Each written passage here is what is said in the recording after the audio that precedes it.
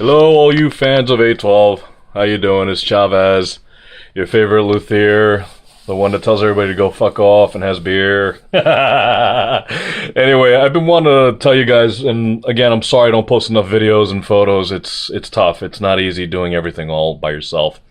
But anyway, so a while back, somebody was asking me, they're like, hey, yo, bro, how is it difficult to do a fret job on a guitar?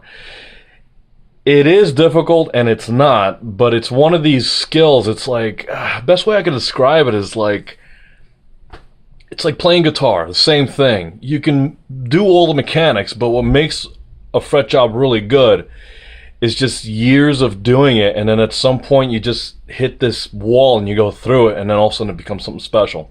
But I'm going to go over a few minor points because I want you guys out there to be educated in terms of what you're looking at, because I know that there's a lot of dudes that are doing this kind of work and they say they do this, they say they do that, and the reality is that they don't. Or they, well, let's go through this, all right? So,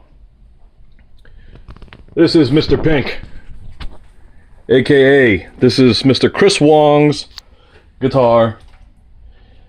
And I'm sure a lot of you guys don't know this kid, but he's a fantastic guitar player, awesome at shredding, and he's probably the only guy that I've seen to be able to go up against Scotty the Body Bennett in terms of speed, agility, and then also tasty flavor in terms of speed. So anyway, so let's go through this. All right, he brought me this axe. Frets were pretty much toasted. All right, so one side was just completely no good and it was gone.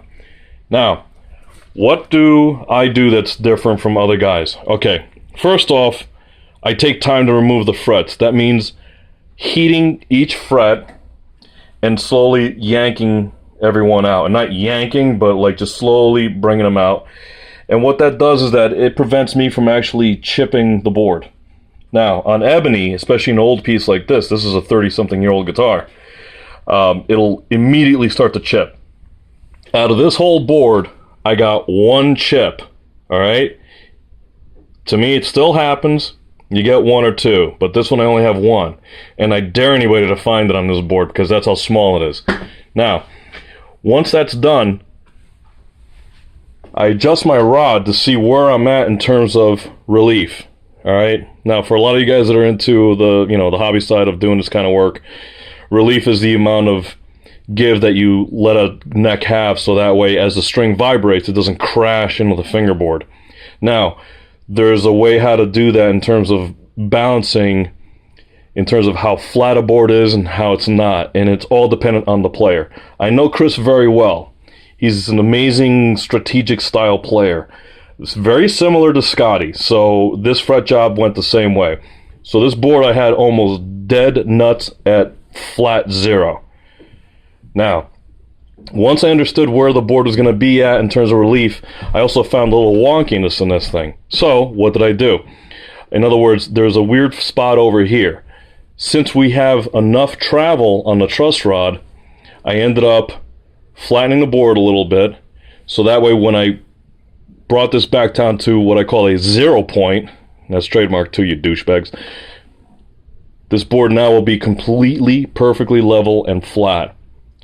The moment the strings come on it, this neck will lift and will give me just the exact amount of relief that I need for Chris in terms of his setup.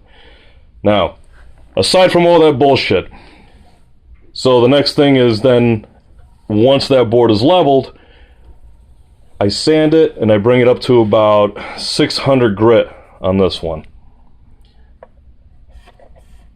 Now, why so much? Well, it leaves the board looking super fine and beautiful. It literally looks like a tuxedo. After that's done, the frets are put in place, and I use my drill press for this. I use a small device, a little claw that has a little curve on there and all that wonderful stuff, and it leaves things absolutely perfect and beautiful. Once that's done, I tape the board off, and then I actually do grind the frets, and I give them a few passes. Starting at 120, I ended up at 220. Usually that's enough. Recrown the frets. And then after that, I sand between 4 and then up to 600 to get these frets nicely sanded. And then it goes back over to my drill press where I have a little buffing wheel on there. I still use that little tiny one. I don't know why. It's kind of cool. And then I buff everything out so it comes up to a super high shine. Let's see if this will focus for us. Probably not. It's going to be a little bit of a bitch. But anyway, frets should feel literally like they're like a mirror, but in the round. Alright? This improves sustain and also allows for really slick playability. Now, I know there's a lot of guitar players out there that say they are used to 9s. You can get them using 10s. Sometimes even in some cases using 11s. And that's where I get a lot of folks asking me, they're like, well, how is it that the tension feels so low? That's why this is everything. Now, a lot of companies, especially major manufacturers, I won't say anything, Fender Gibson, but they they only sand this and get it up to like what looks like a steel wool finish. I know a lot of you guys are into the steel wool. That is archaic and old.